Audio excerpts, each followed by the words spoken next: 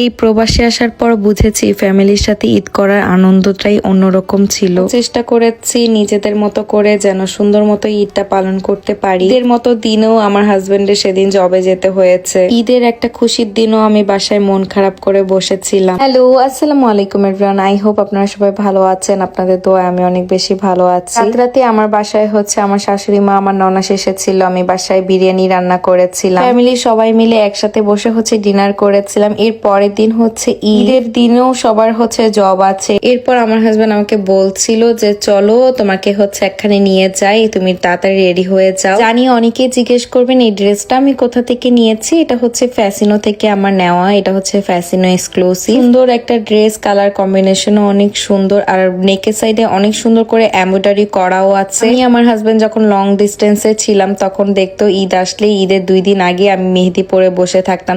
আর এখন তো মেহেদি পড়তেই পারি না, কত রান্না বান্না থাকে, কত কিছু থাকে। এক হাতে আমি মেহেদি পরলেও আরেক হাতে পরার মতন কেউ থাকে না। তো আমার আবার পছন্দ 2 হাতেই আমার হচ্ছে সুন্দর মতন মেহেদি পড়তে হবে। আসলে ঈদ জিনিসটা না ফ্যামিলির সাথে করতে অনেক বেশি ভালো লাগে। ফ্যামিলিকে ছাড়া ঈদ একদম ইনকমপ্লিট। ঈদের দেশে আসলে একদমই দেশের মতন ঈদের ফিলটা পাওয়া যায় না। ঈদ ফিল নেওয়ার জন্য তার ফ্রেন্ডের বাসায় চলে গিয়েছিলাম। সেখানে গেলে আবার অনেক ধরনের খাওয়া দাওয়া, অনেক রকমের আড্ডা। আরেকটা আপু হচ্ছে এত সুন্দর চালের রুটি বানিয়ে নিয়ে এসেছিল। চালের রুটি দিয়ে আমরা গরুর মাংস খেয়েছি। 40টার মতন রুটি সে আমাদের জন্য বানিয়ে নিয়ে এসেছে। রুটিগুলো দেখতে এত সুন্দর হয়েছিল আর খেতেও এত মজা হয়েছে। আর জয় ভাই হচ্ছে মজার গরুর মাংসটা বানিয়েছে, ঝাল ঝাল। এটা খেতে যে এত মজা হয়েছিল। আমি মেহেদি নিয়ে গিয়েছিলাম, সেখানে ইলাপু তো এসেছে। ইলাপু অনেক সুন্দর মেহেদি পরায় আপুর কাছ থেকে। তারপর আমি মেহেদি পরে নিচ্ছিলাম এক হাতে।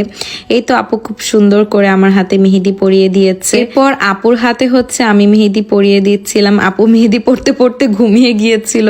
এটা নিয়ে আমরা এত হাসাহাসি করেছি। সারাদিন বসে মন খারাপ করেছি, মনে করেছি মেহেদি পড়তে পারবো না। এখন খুবই ভালো লাগছিল মেহেদি পরে। আপুর হাতেও আমি খুব সুন্দর করে মেহেদি পরিয়ে দিয়েছিলাম। ভর্তি করে মেহেদি পরার পর মনে হচ্ছিল এখন হচ্ছে ঈদ পরে বাসায় আস্তে আস্তে আমাদের প্রায় রাত 2টো বেজে গিয়েছিল। 2 হাতেই হচ্ছে মেহেদি পরে ফেলেছিলাম। আমার হাতটা যেহেতু একটু মোটা, এই জন্য আমি একটু গোল টাইপের ডিজাইন সবসময় করি, আমার ভালো লাগে। হচ্ছে ঈদের দিন সকালবেলা সীমান্ত হচ্ছে সকালবেলা উঠে গোসল করে এখন নামাজ পড়তে যাবে। সবাইকে জানাই ঈদ মোবারক। সবার ঈদ হয়তো বা অনেক ভালো কেটেছে। এই তো নতুন পাঞ্জাবি পরে একদম রেডি, অনেক সুন্দর লাগছিল মাশাআল্লাহ। আমার মেহেদি দেখে বলছে তোমার মেহেদি তো আস্তে আস্তে কালার হচ্ছে। আমি বললাম যে হ্যাঁ আরো কালার হবে। তাকে এই তো নামাজ পড়তে পাঠিয়ে দিয়ে আমি হচ্ছে বাসাটা একটু গুছানোর চেষ্টা করছি। ভাবলাম যে ঈদ যেহেতু একটা নতুন চাদর বিছিয়ে ফেলি। ঈদের দিন আমি সারাদিন ঘরে বসে বসে হচ্ছে কাজ করেছি। বাহিরের দেশে আসলে বাংলাদেশের মতন ওইভাবে গরু কোরবানি করা হয় না। ঈদের দেশেও কোরবানি করা হয়, কিন্তু সেটার জন্য একটা নির্দিষ্ট জায়গা থাকে। বাসার সামনে তো আর গরু রাখা হয় না। বাংলাদেশে যেদিন ঈদ ছিল সেদিন জাপানেও ঈদ হয়েছে। শনিবার যেহেতু ঈদ হয়েছে, জাপানে আবার শনি রবিবার মাংস কাটা হয় না। মঙ্গলবারে হচ্ছে কোরবানির মাংস বাসায় আনা হবে। আর প্রতি বছরই আমার শাশুড়ি মা হচ্ছে জাপানি কোরবানি দিয়ে থাকে। থেকে খুশির বিষয় হচ্ছে এই প্রথম আমি কোরবানি দিয়েছি, সেটা হচ্ছে বাংলাদেশে। প্রথম আল্লাহ আমাকে কোরবানি দেওয়ার তৌফিক দান করেছেন। সবাই আমার জন্য অনেক বেশি দোয়া করবেন। সামনের বছর যেন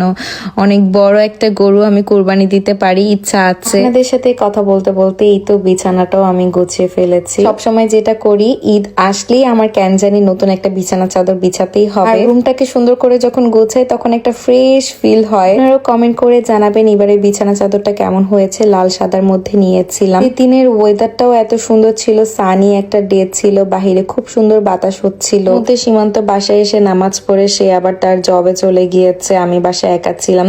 আমি পুরো বাসাটা হচ্ছে ক্লিন করেছি। ভাবলাম যেহেতু বসে আছি ক্লিন করে ফেলি। আমার ড্রেসিং টেবিল সবকিছু এই রুমই ছিল। এখন চেঞ্জ করে আমি হচ্ছে পাশের রুমে নিয়ে গিয়েছি। রুমে হচ্ছে সব আমার জিনিস, আমার ড্রেসিং টেবিল, আমার ড্রেস সবকিছু রেখেছি। বাইরের দেশে তো আসলে ঈদের দিনের জন্য আলাদা করে কোনো ছুটি থাকে না। মানে কিন্তু Saturday Sunday off day, but সেদিনও আমার হাজবেন্ডের জব ছিল। কিছু করার নেই, এভাবেই জীবন চলছে। আমি এবার আগের দিন রাতে অনেকগুলো বিরিয়ানি রান্না করেছিলাম, সেগুলো আছে, সেগুলোই আজকে খেয়ে ফেলবো। আমি বসে বসে একাই লাঞ্চ করছিলাম। না আর কিছুই ভালো লাগছিল না, বসে বসে কান্না করছিলাম। ফ্যামিলির কথা খুবই মনে পড়ছিল সেই সময়টা। সীমান্ত বাসায় এসে দেখেছে যখন আমি অনেক মন খারাপ করেছি, তারপরে সে তার জব থেকে অফ নিয়েছে। আর এই অফ ডেতে আমরা কোথায় ঘুরতে গিয়েছি সবকিছু থাকছে নেক্সট ব্লগে। সবাই ভালো থাকবেন, সুস্থ থাকবেন। আল্লাহ হাফেজ। আর এটাই ছিল আমার ঈদের প্রথম দিন।